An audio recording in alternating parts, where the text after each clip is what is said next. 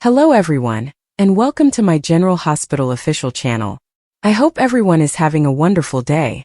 Before we begin, please hit the subscribe button and give this video a thumbs up. The General Hospital recap for Tuesday, April 29th, shows that Drew Cain and Jacinda made a scandalous display at the Savoy, giving Lulu Spencer a hot story. At the Savoy, Professor Henry Hank Dalton attempted to obtain Anna Devane's phone number, but she declined before leaving. Jocelyn Jack slipped in next to Professor Dalton, wondering how she could improve her chances of getting the research assistant position. Professor Dalton liked Jocelyn's excitement, but he implied that she'd be better off looking for another summer job because there were more eligible candidates. Meanwhile, Cody Bell had a night out with Lulu, who told him about her renewed journalism career and the adoption story she was working on. At Jitch, Portia Robinson spoke on the phone with Nina Reeves, who now had the ketamine and was ready to administer it to Jacinda for their Drew takedown. Drew came blowing into Portia's office and warned her to get Curtis to use Aurora to bash Sunny, giving her a week to do so. When Nina returned, she gave Jacinda the ketamine vial and directed her to the Port Charles Grill, knowing Drew would be there. Tracy Quartermaine hinted to what Sonny Corinthos had done to Jason Morgan's brother at the Quartermaine estate, prompting Giovanni Gio Palmieri to confront Jason. Jason suggested that Gio disregard what he had heard, but Gio insisted on hearing the entire narrative. After revealing that Sonny murdered A.J. Quartermaine, Jason backed his boss and friend's version of events. According to Sonny, he walked in on A.J. attacking Ava Jerome and shot him to save her. Jason insisted on believing Sonny because it was what he told him. Despite Joe's admiration for Tracy, he eventually had to follow his instincts about Sonny, just like Jason. Tracy summoned Drew to a meeting at the Port Charles Grill, where she expressed her desire to band up against Sonny. Drew begged for the Quartermaine name in exchange, so Tracy consented and predicted Drew would use it once their scheme was successful. Jacinda entered the restaurant and discreetly spiked Drew's drink at the bar. Drew was brought that drink by the waiter, who observed how strong it was and began to experience the effects almost immediately. After Tracy had left, Jacinda made her move by asking if the seat across from Drew was taken. Drew took Jacinda to the Savoy after she urged him to go somewhere more lively. Drew was already all over Jacinda and behaving wild, so he created a big spectacle in front of the other customers. Lulu grabbed her phone to take photos, seeing the potential for a hot story tomorrow. Portia arrived and stopped Curtis Ashford from tossing Drew out, knowing he was about to harm his own name. Jordan Ashford realized this would reflect negatively on Drew's alliance with Jen Sidwell, so she began attempting to get Drew out of there. Nonetheless, Drew was undeterred and eventually fired body shots at Jacinda on the bar, as Lulu recorded the scandalous scene on her phone. Sidwell was visiting the Port Charles Grill with Lucy Coe when they ran into Marco Rios and Lucas Jones. Marco and Lucy introduced themselves before continuing their respective evenings. Marco told Lucas about his family background, thus Lucas was astonished to learn that his sister was Blaze aka Allison Rogers and his mother was Natalia Ramirez. Lucas also opened up about his own family before joining Marco at the Savoy, where he met Jocelyn. Drew's public display was also witnessed by the three of them, since it was impossible to ignore.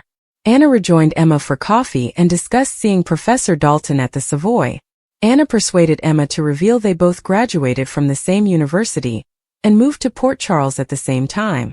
Despite Emma's insistence that it was a coincidence, Anna remained dubious about the relationship. According to General Hospital teasers, Anna will continue to investigate the full truth, so stay tuned for further information on what Emma is hiding. If you're a fan of Finola Hughes, you're probably aware that she rose to prominence several years before landing the part of Anna on General Hospital. Who could forget the woman who played Laura in the 1983 movie Staying Alive opposite John Travolta's Tony? A few admirers decided to show how much they loved her in the film by creating a doll of her role. Hughes shared a video showcasing the one-of-a-kind doll created by the famed artist Hex Tion, saying, "She is gorgeous and I am so happy she gets to live with me." In the video, the soap vet showed a close-up of the doll, who is wearing the same dress as Laura, and said, "Hex Tion, you did an incredible job with this. This is absolutely stunning." And to those fans who thought of doing this to celebrate Hughes' 40th anniversary on the ABC soap this month, she added, "Big thank you to Jen Moore, Amy, Denise, Aurora, Sly, Rachel, Dana, Kat, Lisa, Nikki, Teresa, Kelly MCP, Queen Anna, Nadia, Michelle, Kathy, Courtney, Holly, Shayna, Erica, Brian L., Tarita, and Kathy. Hugh's Mini-Me sparked enthusiasm among fans and others in the comments section. Many of her castmates responded, including Cassandra James, who said, "I'm obsessed with you." Kimberly McCullough said, "Stop that right now. I want one." Christina Wagner exclaimed, "OMG, dazzling disco girl." Vanessa Marcel also reminded everyone of the iconic passage from the film in which Hugh's Laura snaps at Tony. "Everybody uses everybody, don't they?" General Hospital recap. Drew and Jacinda's scandalous display at the Savoy April 29th. The drama in Port Charles reached new heights on Tuesday, April 29th, as General Hospital delivered another intense episode packed with betrayal, passion, and surprising revelations. Drew Cain and Jacinda Peralta were definitely the center of attention, with their outrageous exhibition at the Savoy leaving onlookers reeling. The consequences of their actions threatened to send shockwaves across the lives of several people, paving the way for even more heated confrontations in the coming days. The episode began with Drew Cain in an introspective mood, clearly struggling with the weight of recent events. His relationship with Carly Corinthos has been tense, and his developing attraction to Jacinda has only exacerbated matters. Meanwhile, Jacinda has been dealing with her own conflicting emotions, torn between loyalty to her family and an evident attraction to Drew. Their chemistry had been simmering for weeks, but at the Savoy, it finally erupted in a way that neither of them could ignore. The Savoy, which is usually a place of elegance and prudence, became the setting for their indiscretion. Drew and Jacinda had agreed to meet under the pretense of discussing business, a poor justification that deceived no one, least of all themselves. The tension between them was evident from the moment they met eyes across the room. Their talk began innocently enough, with Drew expressing concern about Jacinda's recent difficulties, but it wasn't long until their comments took on a deeper, more intimate significance. As the night progressed, the barriers they created around their emotions began to disintegrate. Every small encounter, whether it was a lingering touch or a charged glance, fueled the fire. Then, in a fit of reckless abandon, Drew drew Jacinda into a passionate kiss, utterly unaware that they were being watched by other Port Charles residents. The kiss was strong, fueled by months of pent-up need, and it left both of them breathless. Unfortunately for them, their moment of vulnerability was not overlooked. Nina Reeves was one of the witnesses, having dined at the Savoy with her fiancé, Sonny Corinthos. Nina's acute eyes missed nothing, and her attitude changed from horror to something far more calculated. She has never turned down an occasion to stir the pot, and learning that Drew, Carly's ex, was involved with Jacinda, a woman with her own murky ties to Sonny, was too delicious a piece of gossip to keep to herself. Meanwhile, across town, Carly was distracted with her own problems. She had been attempting to mend ties with Drew following their previous fallout, but her efforts were hampered by her lingering affections for him and developing doubts about his connection to Jacinda.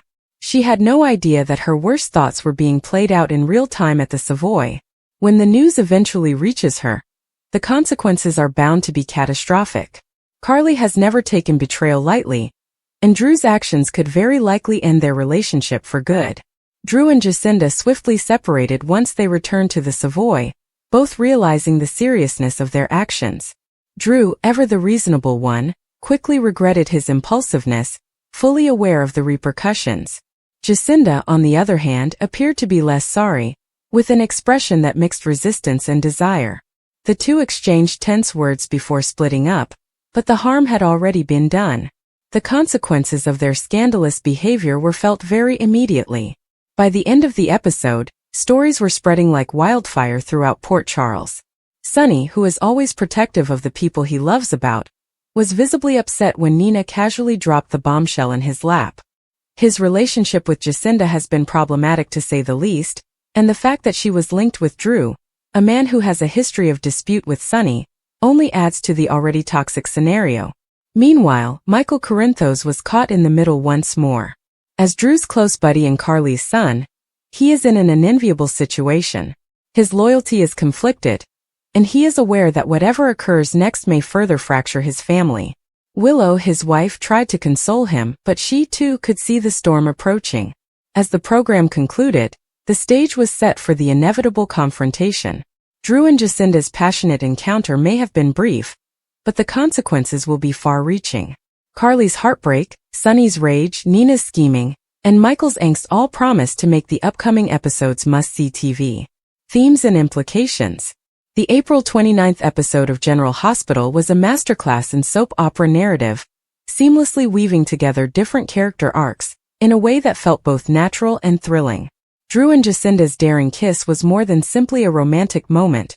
It was also a cause for catastrophe. Their acts have revealed the fragile nature of trust in Port Charles, demonstrating once more that secrets are never kept hidden for long in this town. Drew's internal conflict has become a regular subject in recent weeks. He is a principled man who has always tried to do the right thing, but his emotions have frequently led him astray. His bond to Jacinda symbolizes a change from the steadiness he previously had with Carly, and this newest blunder could cost him dearly. In contrast, Jacinda has always been a wild card.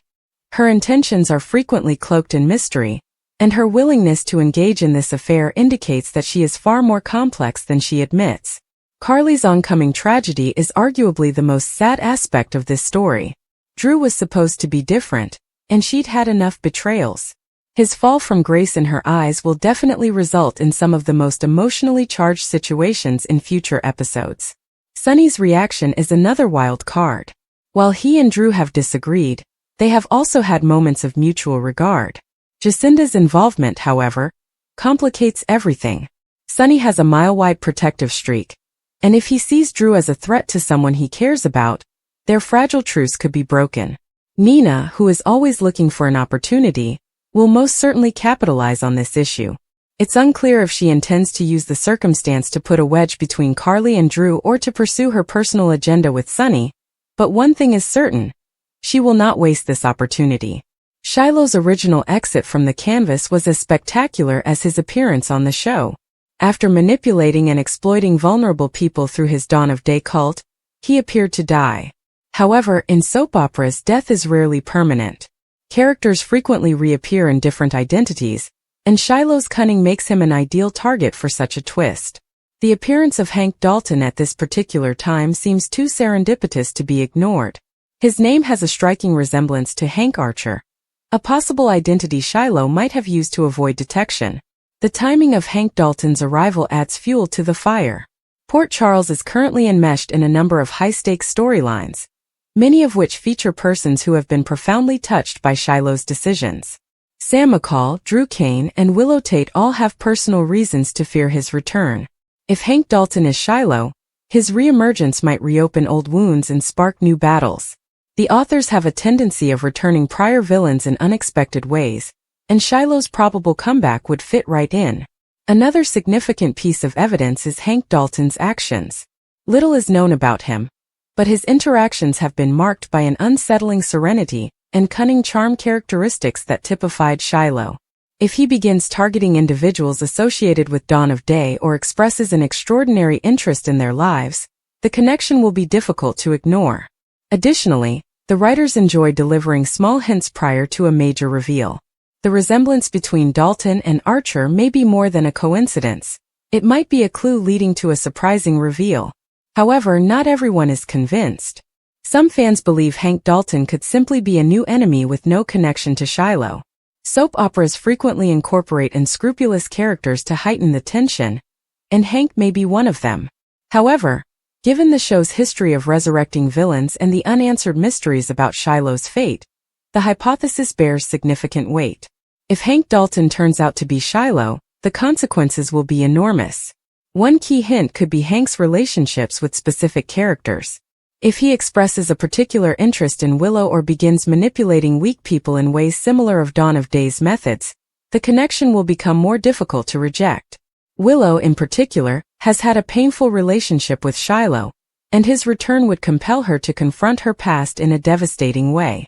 Similarly, Sam and Drew would be lured back into the nightmare from which they believed they had fled. The writers have also been known to play with audience expectations, teasing returns before delivering something completely unexpected. However, the build-up around Hank Dalton seemed deliberate. Whether he is Shiloh or a red herring, his arrival in Port Charles will undoubtedly cause a stir. The intrigue around his genuine identity demonstrates the show's ability to keep viewers guessing. According to General Hospital, teasers on Wednesday, April 30th, Willow Corinthos, Caitlin McMullen, will make a terrible discovery about Drew Kane, Cameron Matheson, while Carly Spencer, Laura Wright, will surprise Jason Morgan, Steve Burton. Nina Reeves, Cynthia Watrose, will also deal with some regrets, so here's what GH viewers should expect next. For starters, Portia Robinson, Brooke Kerr, will report back to Nina and explain that her decision to recruit Jacinda, Paige Herschel, was brilliance. Drew went wild at the Savoy and was caught on tape taking body shots on Jacinda, so Portia will have more optimistic predictions about their plan. On Wednesday's show, Nina will be delighted she drove Drew and Willow apart, but she will also suffer with regrets. Portia will be there to remind Nina that Drew gave them no choice, but Nina will still be concerned about Willow's impending heartbreak. Willow will return home from her trip to Germany, and a horrible revelation awaits her. Willow appears to discover Drew and Jacinda in a compromising position, just as Nina had intended. Jacinda will make it appear that Drew slept with her, but Drew will be confused about what happened last night due to the ketamine he was given. Willow will be upset and outraged, but Drew should begin to feel he was drugged and set up. Curtis Ashford, Donnell Turner, will brief Laura Collins, Jeannie Francis, on Drew's activities at the Savoy. Curtis will argue that Drew may have addressed Laura's situation himself, as Drew's actions may reflect negatively on him and his allies. Lulu Spencer, Alexa Havens-Bruning, would then request an interview with Alexis Davis, Nancy Lee Grahn, and they may discuss Alexis' later reunion with Sam McCall, Kelly Monaco, as well as the weight of her Cassadine family history. Trina Robinson, Tabiana Ali, will be concerned about Kai Taylor's, Jens Austin Astrup, decision to go with his risky procedure.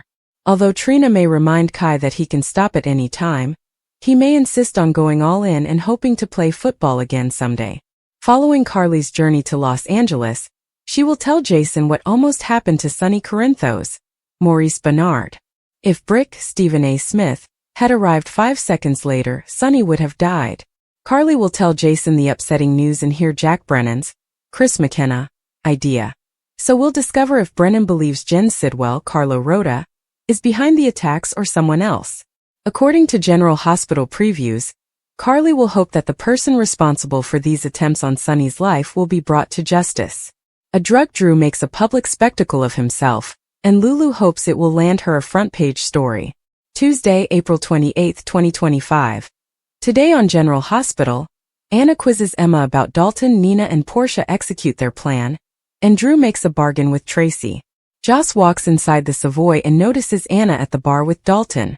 Hank, Professor Dalton, informs Anna that he has transferred to PCU from the Bay Area. Anna asks why he transferred, and he reveals that PCU made him a significant offer for his environmental physics project. He wonders how he ended up in her area of employment. She considers it a long story, one she does not want to discuss on her rare night off. Dalton asks what she wants to talk about. Anna sees Jordan with Curtis and assumes her girls' night has been canceled, so she's going home. Hank asks for her phone number so he can take her out, but she claims the town is small, and they'll run into each other eventually. Anna takes off and Joss swoops in to take her place. Cody comes up with Lulu and apologizes for being late, but he gets booted by a horse. She would not have asked him out if he was hurt, but he is grateful for any excuse to get out, as he does not have a social life. Jordan and Curtis continue their conversation, and Curtis says he will always care about her, and going after Sidwell is a major deal. She informs him that the question is not whether she can or cannot handle Sidwell, but whether Sidwell can handle her. Nina and Portia put Operation Drug Drew in motion. Portia calls Nina from her office. Nina has the ketamine. They simply need to decide when and where to place their trap. When Drew shows up and makes demands, Portia hangs up. He's tired of her failing to deliver, but she thinks it's difficult to change Curtis' opinion about him. Drew has a new idea. He wants her to persuade Curtis to use Aurora to support the vote on Sonny's peers. Drew is unconcerned with her claim that Curtis is friends with Laura. She must get him results, or he will reveal her filthy secret.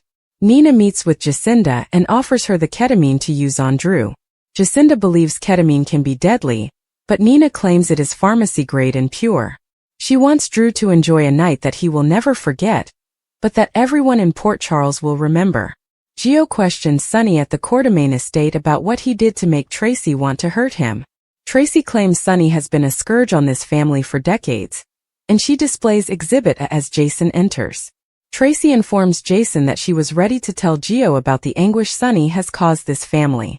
Jason inquires as to what provoked this, to which Gio responds that Tracy favors taking Sunny's peers away.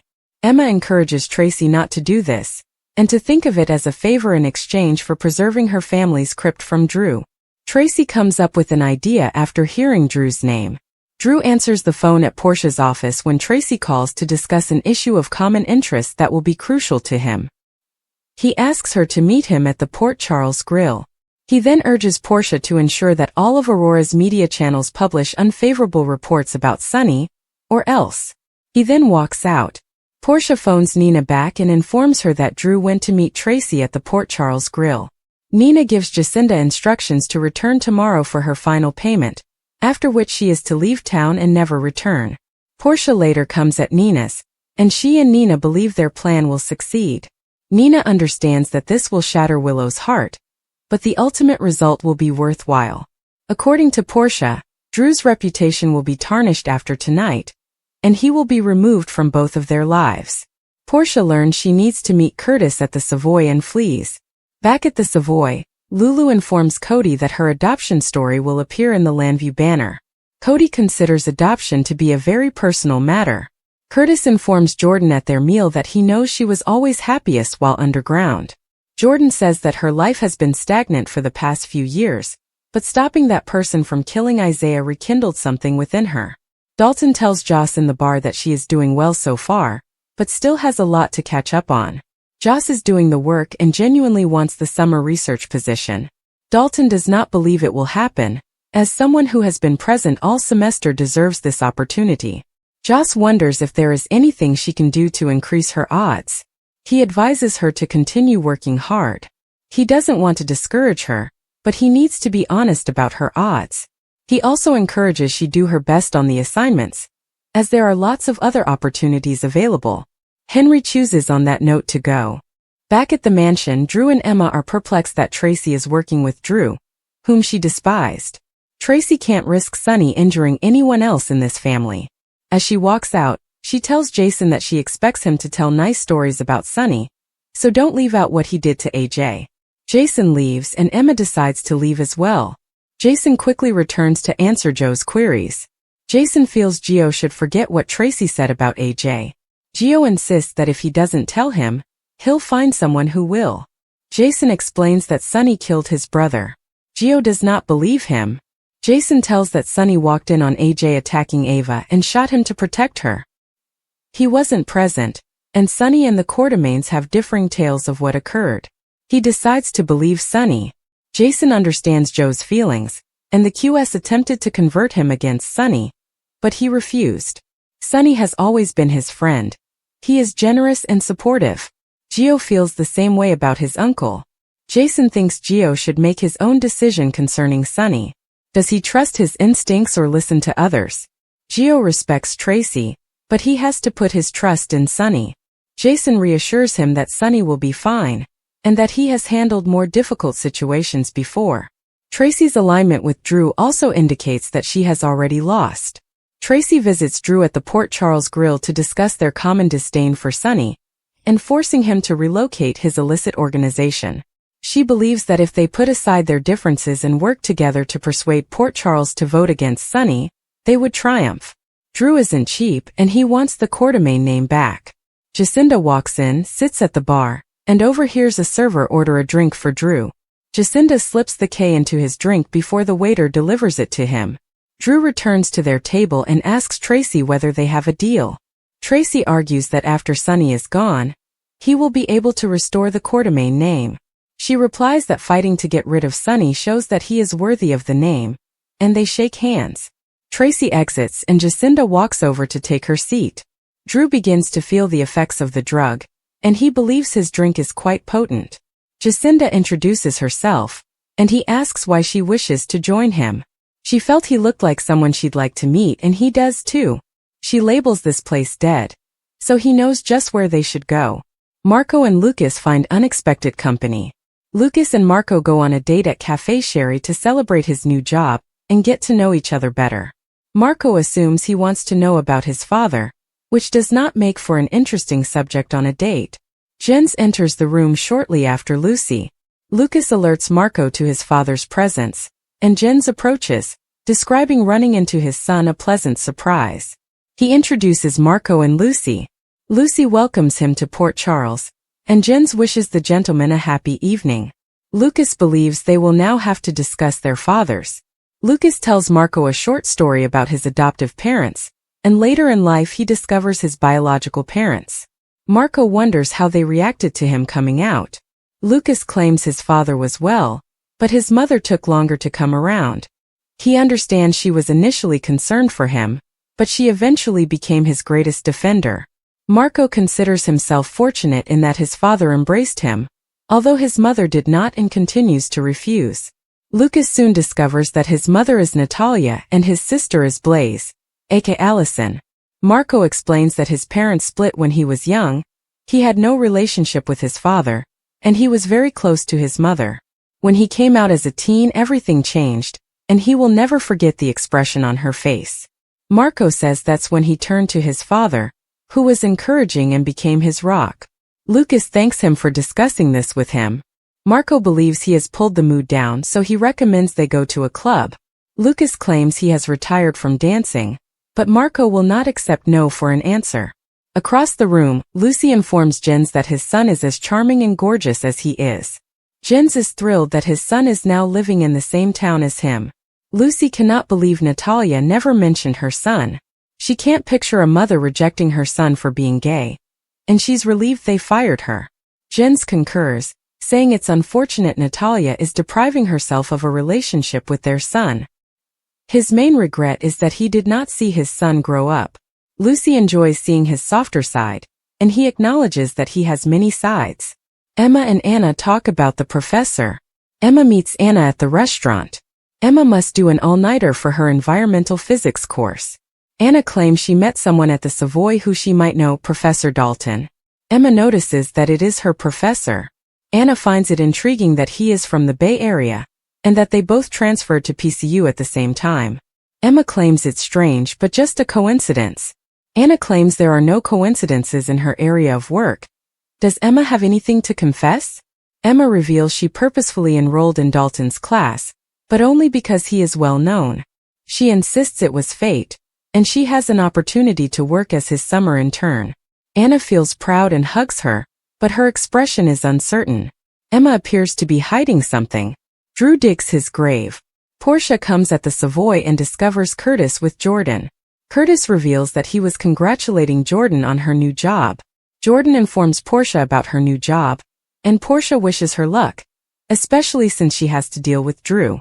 Marco and Lucas enter, and Lucas experiences flashbacks to his Magic Milo days. Marco guarantees them they will have fun.